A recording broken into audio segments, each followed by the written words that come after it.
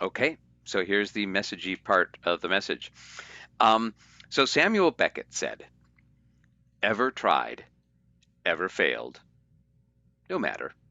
Try again, fail again, fail better. Okay, so who has a toddler toddling in their family, extended family somewhere? Again, I can't see your hands. But do you ever just sit there watching the kid going, boo, give it up, kid. Clearly walking is not your thing. Do something else. Boo. Did you ever do that? No? I'm going to assume that you're all saying no. So why do we do that to ourselves? I used to never draw because I wasn't very good at it. I peaked in third grade where I drew a picture of Snoopy smelling a flower that kind of looked like Snoopy smelling a flower. And I think I just got lucky because never again did I draw something that kind of looked like what I wanted it to kind of look like. So when art was no longer required, I stopped. Why do it? I was probably in the bottom 5% of the population for visual art talent. But when I had kids, they wanted me to draw when they were drawing. And so I did, and I had fun. I didn't really get any better. And by the time the kids turned 4, they would look at me kindly and generously and say, your drawing is pretty good too, Daddy. Because it was crystal clear that mine were not as good as theirs. Yeah, I think I was responsible for my kids' first lies. But the point is that I realized that I enjoyed drawing, even though I wasn't good at it at all, just like basketball. So I kept on doing it. And, I used to take hard-boiled eggs and I'd take a black Sharpie and write HB on them to indicate that these were hard-boiled eggs and not to try to put them in the batter. Um, but then I was inspired to make colorful little drawings on them instead. Why not? It's more fun. The kids enjoyed it. I call stuff like that everyday art. It's like singing badly in the shower, writing your beloved a sincere but lame love poem, dancing awkwardly with joy, like Elaine on Seinfeld. I also used to hate going to community theater when I got out of grad school. I and my colleagues had trained hard to do this stuff really well. And why would I want to see people do it not so well? And who were these jerks coming out of some community theater show saying it was better than Broadway? Come on. But then I went to see a show that included a few people that I knew, and how delightful it was to see the guy who started the little organic food store do a pretty decent job singing and acting in a big role. And my old friend who I used to do community theater with still had that gorgeous voice. And the director had a really terrible, distracting, awful idea to have 3 modern dancers down in the corner of the stage for no discernible reason. And they were not good modern dancers either. And my kid's friend's aunt had never done a show before, but she was pretty okay and was clearly trying hard and really enjoying herself.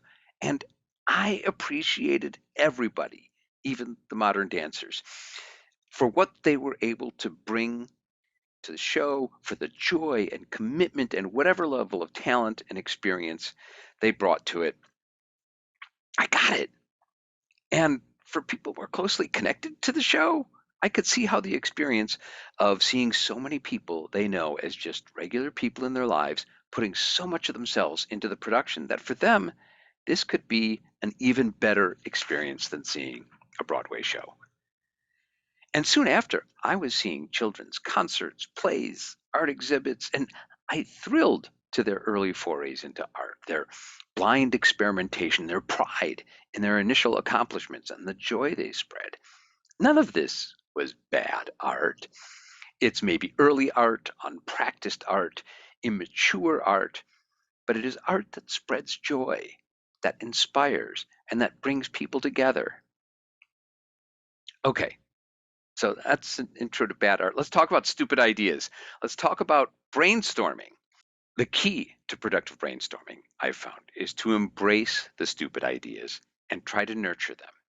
You identify the flaws, but you try to rescue them. You take several steps down what appears to be a blind alley and see what you find, or just what you find out. Um, okay, imagine this scenario. You work for a big department store, and in one of your strategy sessions, somebody jokingly says, "What if we were just really terrible at customer service?" And everybody laughs, except this one guy who says, "It would save a lot of money. Higher minimum wage, don't train anybody, don't have enough people." And somebody else says, "In fact, don't even encourage employees to be helpful so customers never expect it." And then Sam Walton says, "Then we could save so much money, we could be the low price leader and name it Walmart." Or how about this one? Hey, how about our airline doesn't do reserved seats and it's just first come, first served mass pandemonium at boarding time? Ha ha. But somebody else says, "Sure, it sounds stupid when you put it like that, but I'll bet we could work out some logistics where it wouldn't be so bad." And you get Southwest Airlines. Stupid ideas can really get you somewhere. I'm good at stupid ideas. I was helping with a photo shoot the other day, and the photographer said, "I don't know what to do with this shot." And I made a suggestion. And the photographer said, "No, that's a terrible idea. What I need them to do is this." Boom, chalk another one up for my terrible idea, inspiring the good one. You see, embracing a stupid idea means listening. And sometimes trying to come up with the stupidest idea you can reveals what you value most, which can lead to flipping your bad idea into a good one. Okay, so what am I talking about here? One stupid idea was to call this embracing bad art and stupid ideas. It should have been embracing ill considered message themes and their lousy execution. Because I'm not talking about bad art, I'm talking about early art, everyday art, developing art, experimental art. I'm not talking about stupid ideas. I'm talking about not censoring the thinking, the ideation process, the way we sort through a variety of impressions and tentative steps and thought experiments on our way through the thicket of figuring out what we actually think might be a good idea. Let me define what I'm talking about here. Early art, that's beginners just trying things out, making their first stumbling attempts at art. Everyday art, those are the little things we do each day that give us pleasure: dancing, singing, drawing, role playing, writing, all in a sort of doodling or playful way, just for the joy of doing it. Developing art, art we are working on, playing with, trying out, trying on. Did anyone see Get Back, the docuseries on the Beatles? It's phenomenal. Developing art is the creative process, essential and thrilling. Not always good yet. Experimental art, and this is where we are playing with forms, challenging assumptions, turning things upside down and inside out, deliberately messing with things and breaking rules to see what happens. And stupid ideas might just be impressions, first take gut reactions, not fully formed ideas. Tentative steps, peeking out from the familiar and tested onto scarier, more dangerous territory. Thought experiments, a decision to head down an unexplored path and see what happens, much like experimental art. As a thought experiment, you don't actually take the steps, you think through what might happen if you took those steps. You can visit the Museum of Bad Art, the world's only museum dedicated to the collection, preservation, exhibition, and celebration of bad art in all its forms. Okay, so ultimately, what I'm talking about here is giving ourselves a break, giving each other a break, breathing and going with it, nurturing ideas and creativity, giving your censor and your editor some time off. They do not need to be on the clock when you are playing around. You can do things because you like to. You can appreciate what you and others do in a context of something other than merely excellence. You can let ideas flow. Let exploring ideas be more like play and less like work. You can listen to some dumb guy ramble at the podium and not think he's a jerk because his talk doesn't really hold up to scrutiny. All right, I'm going to give you some assignments and then one final story. Assignments. Think of an art form you're not good at and or haven't done for a while, and then do that. Write a bad poem.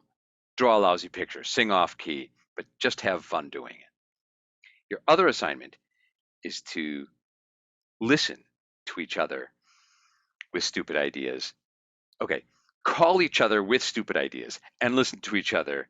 Really listen and nurture and affirm the stupid ideas. That's going to be fun. Okay, one final story of a stupid idea to make bad art.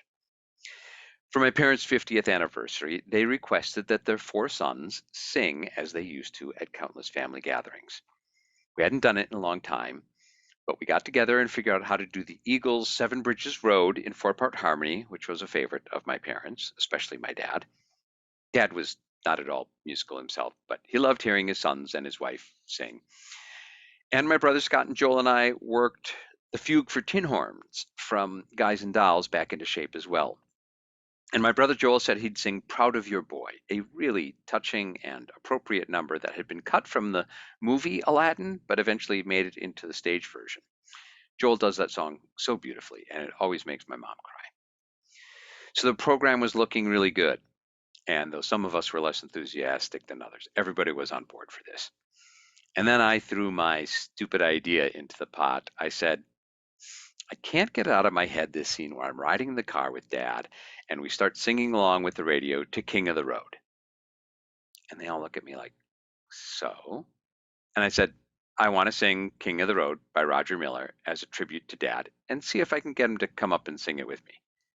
No, why? He won't sing. I hope he doesn't. Why would anyone subject anyone to that? Don't ruin this, Al.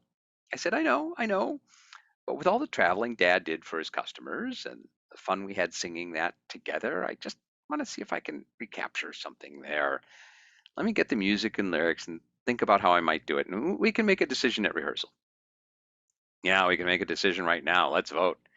And then my diplomatic brother said, sure, work on it. We'll decide at rehearsal. Okay, so Dad was a terrible singer. And I was never known, shocking as this may be for many of you to hear, I was never known as the brother with the beautiful voice. And King of the Road is not a happy anniversary song.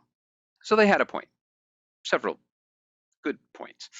Um, and it was indeed a stupid idea about creating what we knew was going to be bad art. But at rehearsal, I sketched out my plan and sang the short bit I hoped to coax Dad up for, and the consensus was to scrap it. We had a really nice program put together, and if Dad didn't get up and sing, it was going to be kind of lame. And if he did get up and sing, it wouldn't sound good at all. Let's not do it, Al. I know, but I want to. My diplomatic brother pulled me aside and said, I get why you want to do this, but it's not a good idea. I said, I know. Let's just see how the program goes, and I'll decide when we're up there. He said, okay, but you know what the rest of us think. And when the time came, I said, hey, Dad, you want to come up and sing something with me? And he turned red and he smiled and he shook his head no. And nobody really encouraged him because everybody knew he couldn't sing. How about this, Dad? I'll start, and if you want, you can get up and join me. Trailer for sailor rent, rooms to let 50 cents. No phone, no pool, no pets.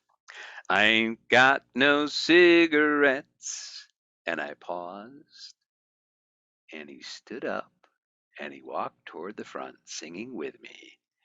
Ah, but 2 hours of pushing broom buys a 8 by 12 4-bedroom. I'm a man of means by no means, king of the road. And I honestly don't know if it was good for the anniversary party, but it was the last time I sang with my dad, and it sounded beautiful to me. Thanks, everybody.